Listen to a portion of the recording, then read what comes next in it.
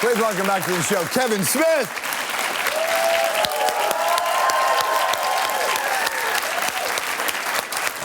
My friend, how are you, buddy? Nice to see you. Pleasure. Have a seat. Welcome back. Hello. Can we just...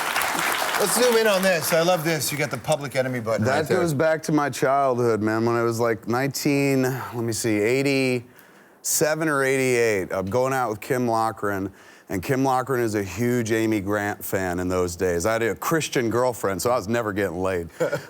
She loved Amy Grant, and I went to an album store, at a record store. We bought records in those days. I was looking for a cassette of Amy Grant, and instead I saw the Public Enemy cassette. And I was just like, oh man, I've heard this is really good. And mind you, this is pre-internet, so like you would hear from friends, like you should hear this music. You couldn't just sample it for yourself. So I had a decision to make. Do I buy the Christian album for my girlfriend, or do I buy Public Enemy for me? And it set the tone for the rest of my life, because I was like, Public Enemy, you know? Attaboy. Well, when you're dating a Christian girlfriend, you know for a fact you're not going to get the home base, but you're lucky if you get a sacrifice fly. Yeah. Was it all right for you at some point? It was wonderful, because I was a Christian boyfriend. Like, I was raised Catholic. I went to Catholic school from my first 8 years of education up through 8th grade. I was an altar boy and stuff. So I was, honestly, I think I wound up like on a stage or making movies or in front of people trying to tell jokes, because I would sit in Mass every Sunday, and I thought I wanted to be a priest, but I don't think I wanted to be a priest. I just wanted to be up in front of people. Right. You know, and that's what the priest's job was, to be in front of everybody and say stuff. And I was like, that'd be great. Priest now. A little bit. Like, I wound up getting there, but I have a real great relationship with children. I just want to put that out there. You know? But didn't you also, like 20 years earlier, watch your brother get married and then say that I want to marry my, like... Yeah, I was like, I want to marry my brother. I was real outside the box. My brother, my brother's gay. He's married to a guy, Jerry, my brother-in-law, and they've been married for 20 years. They didn't wait for the government to be like, we're getting rid of Dogma in the States. These cats were like, we're in love, we're getting married. And so they've been married now for 20 years. And being married 20 years in the gay community is like being married 7 years in the straight community, because you could literally go out and enjoy yourself in the gay community. But these cats coupled up, you know, like breeders, so to speak. So I was at their wedding the first time they got married, and it was really nice. Best wedding I've ever been to in my life, because you know when you're at a wedding and stuff slows down at a certain point, you're like, let's get out of here. Just when that happened at his wedding, boom, a fucking drag show began. So all of a sudden, Donna Summer came down the stairs, and Diana Ross, and they were dudes dressed like him and singing and lip syncing. And my father, who's passed now, my father was there with my mother. They were both at the wedding. Like, my mom was real worried about telling my dad that my brother was gay. My brother was like, he outed himself to my mom, and my mom was like, don't tell your father, it'll destroy him and stuff. And so my brother was dating Jerry for years, and then one day he was like, we're gonna get married. My mom's like, don't tell your father, it'll kill him and stuff. I'll tell him in my own way. And she didn't tell him. Finally, my brother was like, well, you know what, I gotta tell him, because the wedding is like coming up in 2 weeks. Wow. I gotta let him know. So he sat down with my father in the backyard, and he was just like, so, you know, Jerry and I are, you know, very much in love and stuff, and we're gonna get married in 2 weeks, and Mom didn't want me to tell you, but like, I would love for you to be there.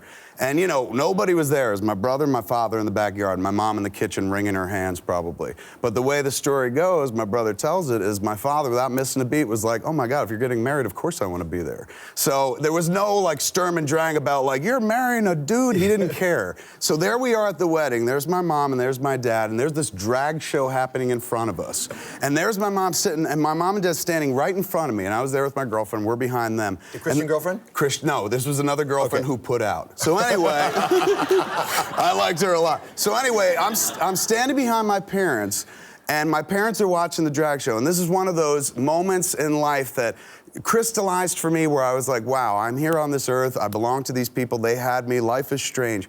I'm standing there watching the drag show, and I look at my parents in front of me. And my dad, he'd had a stroke at this point, a couple heart attacks, so he stood with a cane, and he was weakened and stuff. And my mom was my mom. At this point, she probably like, let me see, late 40s, early 50s, right? There they are watching the drag show, getting into it, and I swear to you, my father has his hands on my mom's back, just his one hand, because the other hand's on a cane, he's feeble. I watch his hands slide down her spine, dude, and then do the switch up. And then cup her butt, attaboy, huh? And right in front of me, and then go for home from behind. And I was like, this is my father and mother. At a gay wedding. Yes, and my father was getting turned on by the drag show. I was like, this rocks. Like everything about this is so awesome and out there and stuff. So 20 years later, my brother and Jerry are still married, and my brother was like, look, if we get married in California now, because they'd gotten married in like a Unitarian church in Jersey. And so they're like, if we get married in California now, we'll get the same rights and benefits that every couple has. Like, you know, if I drop dead, my wife gets everything, and the government don't say anything about it. But, you know, in most states, if my brother and Jerry, even in, well, now Jersey's overturned, but they lived in Jersey, they live in Florida. Right now, they're in Florida.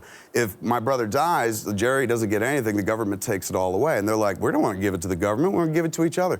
So they want to come out to California and get remarried so they get the benefits that all couples have. So he knew that I was a minister in the Universal Life Church. Like I said, I always wanted to be a priest. Right. So I signed up for online ministry so I could marry people and stuff. We used to do it at SModcast, our little theater. So my brother was like, would you perform the wedding? Would you come out and perform? We'll come out to you. Would you perform it at your house? And I said, totally, but will you also do it on one of the podcasts? Because we do a live podcast called Hollywood Babylon. I said, do it in front of everybody. It's 200 people and whatnot. So they came out and did it 2 weeks ago, and I got to officiate over my brother's remarriage. And it was so cool because I remember watching their wedding, and as much as I liked it, I was just like, the only thing missing is I wish I was involved somehow. And now I got to be. I got to be involved by being the guy going, I now pronounce you husband and husband. You may make out like rabbits. It was awesome. That's really fantastic. Cool. Yeah. So, I mean, I love that idea that you can not only do that as a minister, but also do it on your own podcast. The podcast game has completely opened up your world, hasn't it? It has. You know, with film, you can only kind of do so many things, right? Because film is what it is. Everyone expects a 3-act structure. And it's also a game of escalation. You know, I started with Clerks, but you couldn't just keep making Clerks your whole life. People go like, what's next? Do something better, do something different, do something bigger. So in film, you have to escalate all the time. And the next one has to be better than the last one. Podcasts, it's not that at all. There's no pressure, like this has to be the best. It could absolutely be your worst. Sometimes that's kind of interesting. So it allowed me this kind of freedom of self-expression that as much as I would talk about film gave you that, like that's not, you can self-express, but you got to pull together a lot of things, a lot of moving parts. You got to like write a script, you got to find money, and then you got to call Affleck, can you be in this? I want to self-express, I need you. So like there's all of that, whereas podcasting, I could just sit down, turn on a mic, and start talking to whoever's there. And in some cases, I don't even talk to people. I'll just ramble my own thoughts. And it's so wonderful. You get to self-express. I'm telling you, it takes, like, it adds years to your life. Like, for some reason, I've found the last, like, 7, 8 years I've been doing this, spitting out every dopey thought comes across my head. And I haven't aged that much, and I feel younger. And because I think, this is my belief, in this life, we all want 3 things. We need 3 things. Food, fucking, and to be heard. Right. And you can manage the first 2 pretty well, right? You can even pay for the first 2 in most cases. But to be heard is a lot tougher. In the age of social media, it's a lot easier to get out there and speak your mind. Like when I grew up, you'd watch other people speak their minds and be like, boy, I wish I could say something. You didn't have a platform. Now you could sit there on a podcast, do 2 hours about whatever you want to talk about. One of the podcasts I do 5 a week, so it's kind of like a daily job for me. One of them I do is simply called Fat Man on Batman, and that's just me talking about how much I love Batman. And we've gotten like 51 episodes out of it already. And it's not even like, it sounds like, who would want to hear that? But it's this wonderful story about all these people who love that character so much and all the steps they took in their lives in order to get to the moment where somebody's like, here, write for Batman, that's or work on Batman. That's the jersey for Fat Man. That's the one, yeah, Fat Man on Batman. So speaking of Fat Man and Affleck, yes. What do you think? I don't know. What are you talking about? Of course, I know. Affleck was cast as Batman in the Man of Steel sequel, and the internet was like, what? And I think I read an article that said 80% of the comments in the first hour were negative, 12% were indifferent, and the rest were Kevin Smith. Because I was just sitting there going, this is amazing! I trained Batman! You know, like, because I'd worked with him when he was younger. So it was kind of a delight for me. At the same time, it's like a character I've always loved, so watching a friend of mine get to play that character is just kind of cool. Even though I have nothing to do with it, somehow I win. So this idea that your friend gets to be Batman is pretty rad. But as a guy who's also very loyal, and you can see that by the people you choose to work with, when you see everybody pound on your friend like that, what are your thoughts? I'm glad it's not me, you know, because like I remember I've thought about Ben often over the last few years, particularly because like I went through that thing with Southwest where there was like a 1 week period where the whole world was calling me fat on the internet, and I'd open myself up for it because I was tweeting like, yeah, I'm fat, but I'm not too fat to be on this plane. But the moment you say fat, everyone else is like, he said it, so let's call him fat.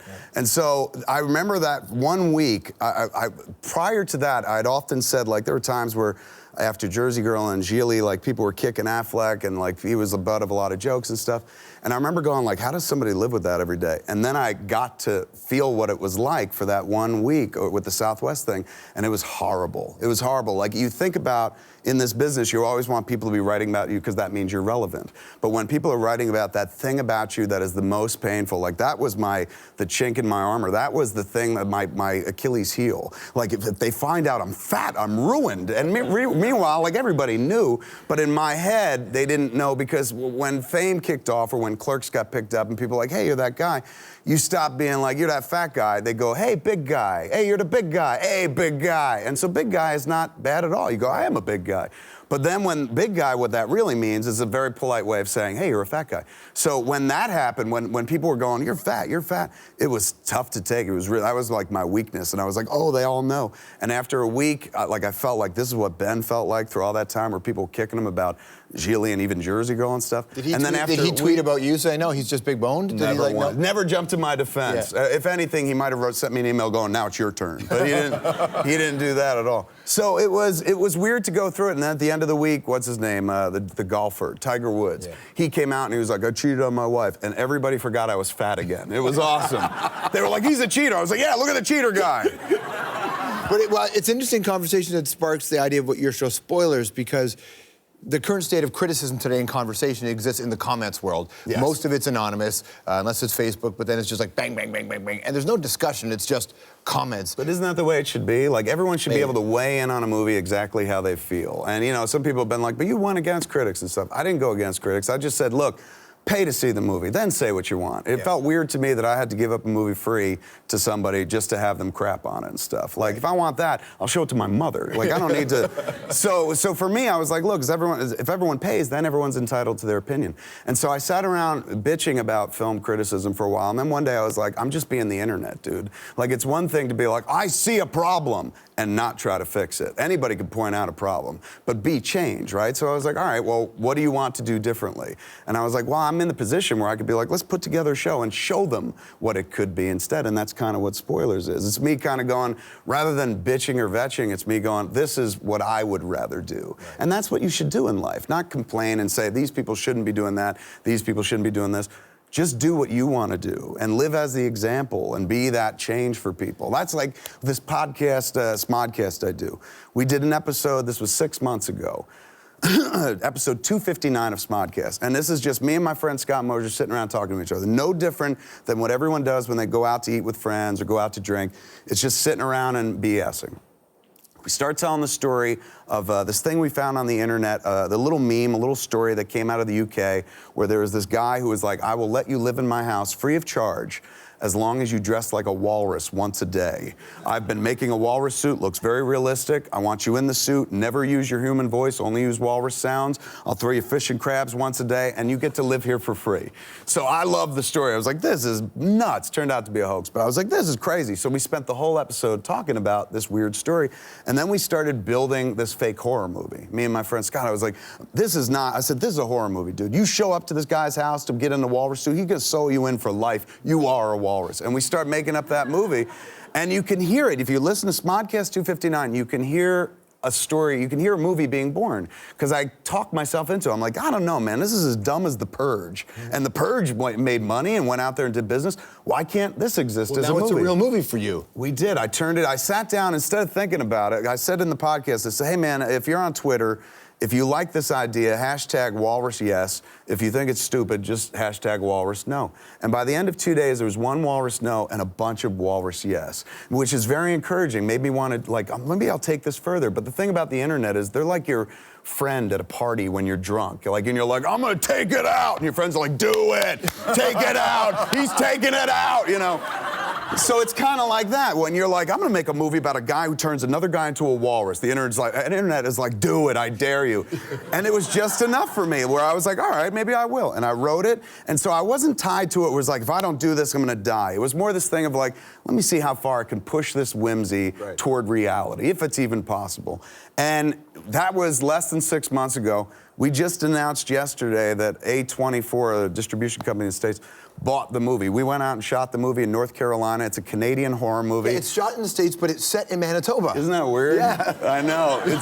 Usually people come up here and they're like, we're shooting in Toronto, but it's supposed to be New York. And I did the reverse. Why? I don't know. That just seemed like a very me thing to do. You know, shoot North Carolina for Canada. Actually, it was a cost decision. It wasn't even my call. So we shot this flick. It's called Tusk. It stars this guy, Michael Parks, who was in this movie Red State I did 3 years ago. Justin Long is the guy he turns into a walrus. Yeah. And I swear to you, now this all came from a dopey podcast of us going, wouldn't it be funny if? It's hands down the best thing I've ever done. Seriously. And the whole, I'm not lying, dude. And I know I usually say that on every movie that I've made, but I mean it. Like, this movie looks beautiful. This is the movie that the guy who made Clerks dreamed about making. Because I didn't want to make Clerks. Like, I eventually made Clerks, but what I wanted to make was David Lynch movies. Like, I loved how weird and wonderful David Lynch was, but I didn't have enough talent to do that. I had enough talent to make Clerks.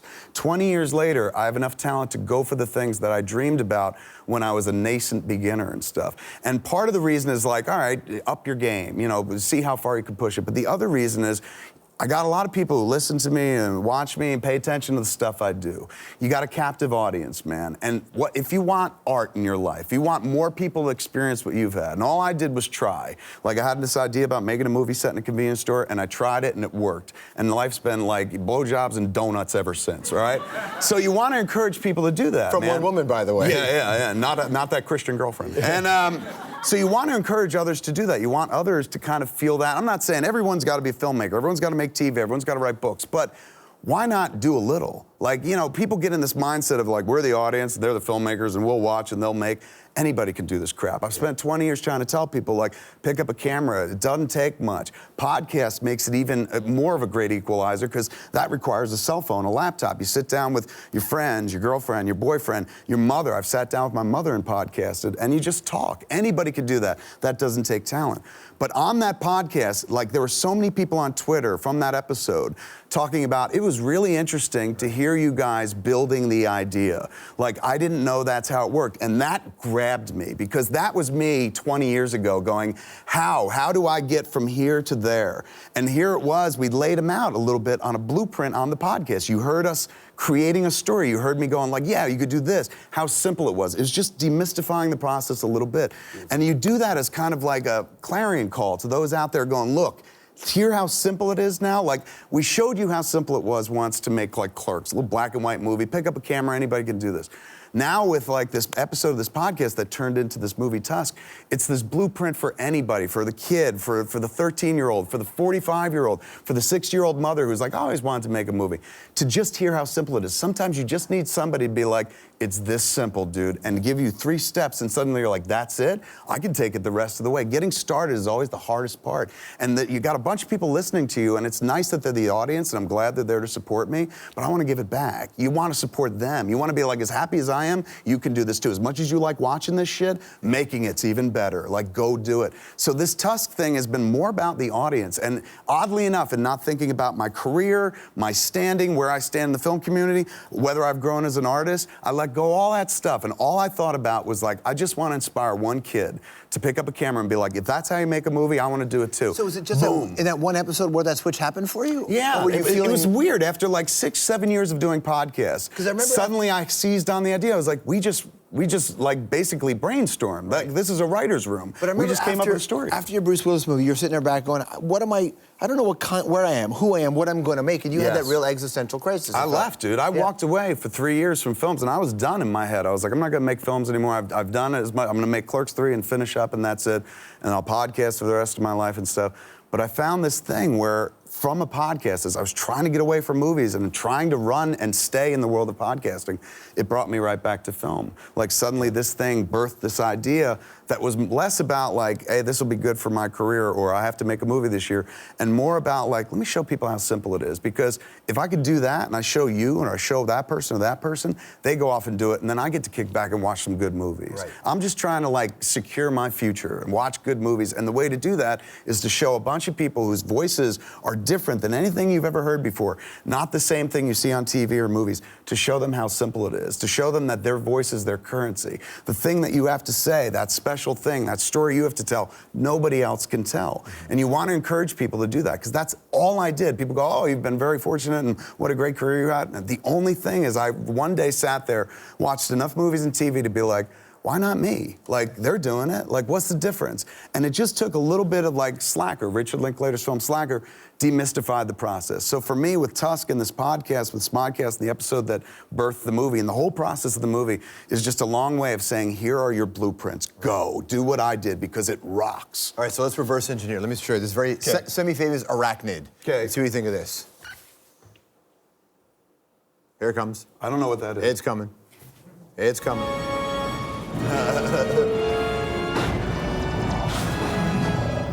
He has an 80-foot tarantula. Yes, well, I was coming to that. Nice to see an invention that actually works. All right, so you want to tell us the impact? That is, it's weird. It's weird when you see movies that you have no involvement with, but for some reason you're forever tied to them. And that was Wild Wild West, obviously. That giant spider, the producer of that movie, John Peters, he was the producer on Superman when I was writing the Superman movie back in '96. And that dude was like, I said, what do you want out of the Superman movie? He's like, 3 things. He goes, I don't want to see him in that outfit. I don't want to see him fly. And he's got to fight a giant spider in the 3rd act. And I was like, why? He goes, you know anything about spiders? I said, no. He goes, the fiercest killers in the animal kingdom. And I was like, and that's a Superman villain or something like that? So I was working on that script, and I shoehorned in a giant spider. Then the script never happened. That dude was all about that spider. Like, he had watched a Discovery Channel special about spiders, and he was just like, I'm going to bring spiders to the movies. So that movie never wound up happening. And years later, like, he made Wild Wild West. He also produced that movie. Yeah. And I was sitting in the theater watching that movie, and in the 3rd act, it comes to the scene where he reveals this giant metal spider. And I'm like, that guy couldn't let it go, man. He got his spider after all. You mentioned Clerks 3, so that's happening, right? That is happening next. Like, Tusk wound up, the Walrus movie, as we call it, wound up being a wonderful bridge to Clerks 3. It happened kind of because of Clerks 3. I was waiting on word back from the Weinsteins. I'd written a script, submitted it and stuff. We were waiting for budget approval and stuff like that. And it was taking a while. And you know, not in a kind of, I'm impatient, I need it now. But it was just like, it was 2 weeks, no word. And that's not good to sit around waiting on that phone call. It's the death of art. So I said, instead of doing that, why don't I just keep myself busy? I said, there was that Walrus thing that everyone thought was a good idea. Maybe I'll just write that to kill the time. And then when, you know, Clerks 3 begins, I can put this to the side. And then I wrote it, and it wound up taking on a life of its own. So less than 6 months ago, we talked about that movie on a podcast. Now it exists in the real world. Clerks 3 is still waiting to happen. How long did it take you to write that script? It was like 20 days. Because what I did, and this is how I did it, man, it is all Canada. This is where it came from. I said, I didn't want to make movies anymore, right? I was loving podcasts, and I said, but if I was going to go back to a set, what would bring you back to a movie set? What would you like to do on a movie? And I loved Michael Parks in Red State. He's a wonderful actor. He's been in a lot of Quentin's movies and stuff. But he kills it in Red State. He's wonderful. I could watch that guy read dialogue all day long. So I said, all right, if Michael Parks was in the movie, that would make me want to do it. I said, what else do you like? Just put in stuff you like, because you don't care about this. This isn't meant to be everything. This is just a whimsy. So I was like, I like Canada. Like, I've been writing about Canada because I've been doing this Hit Somebody miniseries. It was a movie, then 2 movies, now it's a miniseries. So I have all this Canadiana like in my head, and I didn't use all of it for the hockey miniseries. So I was like, I know a lot of stuff about Canada that I can weave into this movie Tusk. And instead of being in England, it could be set in Canada and stuff like that. So I set out to make a Canadian horror movie. And I as an American, and I was so tickled with the results, man, because it is steeped in Canadiana. Movie begins with a border crossing, and set in Manitoba. So Canada kind of led the way for me, because I was like, what would bring me back? And I was like, if I could watch Michael Parks tell stories about the Halifax explosion and stuff like that, I would totally see that movie. I would totally make that movie, and that's what it was. Stick around, more with Kevin right after this. That's amazing. That's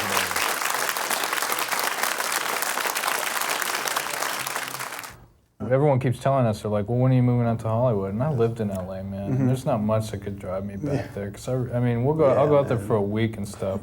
We'll go there, we'll take the money and we'll go back to New Jersey and make our movies. I don't do lunch. Yeah. I do lunch, but he does lunch. Not in Los Angeles. That's the Mosier, right? That's an On the Arts interview back in the day. That is Scott Mosier, and I love seeing young Scott Mosier. I hate seeing young me, because I'm like, look at this dick. Like, if you look at that clip, I'm dripping with attitude. Like, I'm like, let Mosier talk. I'll just jump in when I need to. And I jump in and go like, I like eating. Like, I think I'm Fonzie or something. It's so irritating. When I watch footage of old me, I'm always like, grow up. And I did eventually. That's the good news. You eventually do grow up. How did you grow up and keep the same partner? Mosier? Yo, your wife. Oh, I was like, Scott? Well, because he's still with me. Yeah. How did I keep Jen? Well, Jen, thank God my wife's a chubby chaser, number one. Yeah. So that was good for me. That meant I never had to lose weight. And then number two, we just have a really great relationship. Like, she's my hero. I absolutely adore her. Love is very important. We all know this. In any relationship, if you're going to marry somebody, make sure you love them. But I honestly believe more important than love is sex. You got to really want to have sex with that person for the rest of your life. And I met somebody who, like, once we had sex a couple times, honestly, after the first half a time, I was like, I want to have sex with this person for the rest of my life. And so my marriage decision wasn't predicated on who do I love, because I've loved a lot of people, but I haven't continued having sex with them. Yeah. This was the one person that I was like, all I want to do is have sex with you from now until the end of time. So we're 15 years in, and that recipe for romance, but she doesn't like. She's like, will you tell people you love me? I'm like, I do, kinda. But this is more important. But honestly, that's the foundation. And I'm not saying I'm a great lover by any stretch of the imagination. Thankfully, she's very active. I'm a fat dude, so I tend not to want to get on top. It's dangerous if I'm on top. If I lose my balance, she could be crushed. So I'm more of a woman astride, like kind of like the mountain don't go to Muhammad. Muhammad sits on the mountain and stuff. So, you know, By the way, Salman Rushdie had a fatwa for saying less. It's true. We're in a better age now.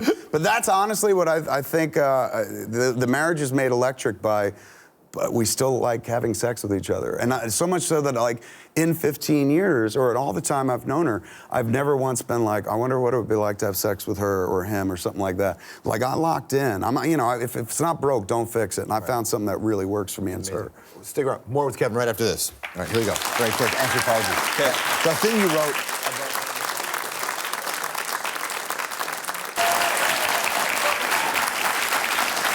All right, we're back here with Kevin Smith. It's time for Anthropology.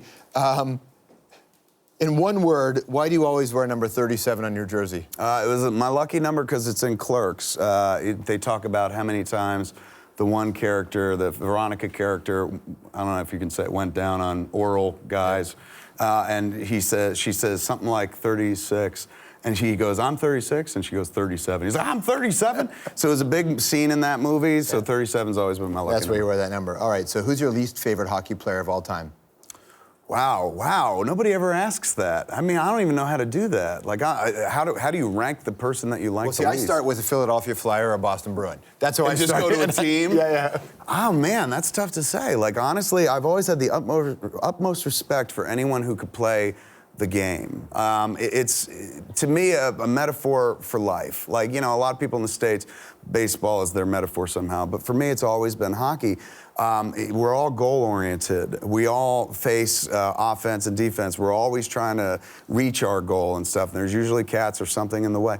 So it's a beautiful metaphor, and I've always had nothing but respect for anybody who can play the game professionally. I honestly cannot think of a single player that I'm like, I hate that person. And there's two other parts to it, too, which is, number one, in most sports, you can just step out of bounds and remove yourself from the play. You never leave hockey. You never leave hockey. Like, you can never actually leave your life. And also, as much as we are about getting a goal, in hockey, an assist is worth the same amount of points as a goal.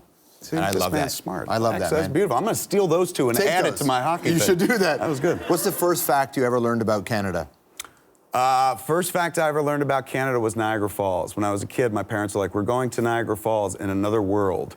And I was like, what do you mean? They're like, it's in Canada, another country. And that captured my imagination because we could drive to another country. Like, we were in New Jersey, so it wasn't that far of a drive to Niagara Falls. And I was like, all we did was get in the car, and a few hours later, we're in another country? This is amazing. And everything about this country looks like ours, but it's different. Like, I felt she, but safe at the same time. Have you ever read a book that changed your life? Yes, Frank Miller's The Dark Knight Returns. I've probably taken more from that book than I've taken from any other book in this world, including the Bible. I mean, if you're going to read some stories about larger-than-life characters, let it be Batman. Right. You know what I'm saying? And that book is so incredibly well written and gives a very important lesson that kind of defined the last few years of my life. In the opening panels of that book, you see an older Bruce Wayne who's been out of commission for 10 years. He stopped being Batman, and now he's just racing cars. He's doing anything to try to kill himself. He's just a thrill killer, daredevil at this point, and he doesn't want to live anymore. Daredevil. Is that also Ben There's Affleck? also a book, Ben Affleck Ben as well. Yeah. But he's driving this car, and the car is about to wreck, a race car, and you hear the voice in his head, like the pit boss going like, Bruce, get out of there, it's about to go. And, you know, panels, comic books, they have dialogue balloons. They also have internal monologue. And Frank Miller was very great at internal monologue. So his monologue for Batman, for Bruce Wayne in that moment, was like, the car's about to wreck, blah, blah, blah. If I turn the wheel, I'm going to die. And he says, this would be a good death. And that's the opening of the book. And you're just like, the hero of the book doesn't even want to live. And then the very next panel, he turns the wheel and he goes, but not good enough. And that kind of defined what I did for the last 3 years. Like, when I was done making Cop Out, I had a great relationship with Warner Bros. Didn't get along with Bruce Willis too much, but got along with the studio great. And they were like, here are 3 scripts. Take any one of them, make it. And I wanted to make my scripts, but they were like, we want you to make our scripts. And I thought about it, and I was like, right on, man. I could become a studio filmmaker, something I never planned for myself. Directing other people's scripts, you get paid handsomely. You don't make a movie as much as host a movie at that point. And I could have run out the clock like that. Like, this is what a lot of cats do. I've been on sets like that. It's comfy. It's wonderful. They don't sweat the details. Like, everything will take care of itself. And that would have been a good death, man. I could have rode that out, and that would have been great. And then at the last second, I was like, but not good enough. And then I made stuff more difficult for myself for 3 years, because that's what it should be when you're an artist. It's got to be difficult. If everything's serene, you got nothing to say. Right. If you need a kidney and only 2 people in the world are a match, who's more likely to give it to you? Matt Damon or Ben Affleck? Matt. Matt would give it to you? Isn't that weird? Yeah. You would imagine I'd say Ben, but no. Ben likes life too much, I think. What are your thoughts on government? We're finding governments are spying on World of Warcraft and spying on online video games. It's crazy. Even more than that, I mean, look, that's bad. But I'm going to go to an issue that's even more close to my heart. On YouTube, they're starting to cull all these video game clips. And I know a lot of people who've built careers off of taking video game footage and running commentary under it or reviewing it and stuff. And so now YouTube's going like, you don't have the rights to do this. And they're starting to kind of pull back on the freedom of expressions people have been enjoying on YouTube for a while. But now you've got video game companies jumping into the fray on behalf of the kids, going like, let them run these clips. And if anybody tells you to take a clip down, tell us, and we'll tell them it's fine. They'll put it right back up. I mean, number one, it's probably good for business for them. But number two, they're also just like, let them have fun. Yeah. These kids, they're not hurting anybody with clips of video games. So I'm more concerned about that. Like, don't stamp down someone's creativity, even if it's someone else's creativity with something else, other people's material, because you make found art out of art that you find. So I know they're watching us, but I assumed they were doing that for years. And it unnerves me a little bit, but at the same time, like, I put my entire life on Front Street, so the government can't know anything that I don't say in a podcast first. Like, what are they gonna know? Like, he looks at weird porn. I tell people that all the time, you know? So I'm not too afraid. I got nothing to hide. There's more of this. I wish we could talk for hours and hours, but make sure you check out his show called Spoilers. Season 2 is Friday nights on the Comedy Network, and it's a really cool conversation about film with a lot of different voices. What a pleasure, Kevin. Thank you so much, sir. Pleasure always. Kevin Smith. We'll be right back. That's fucking great. We're gonna make the whole show now.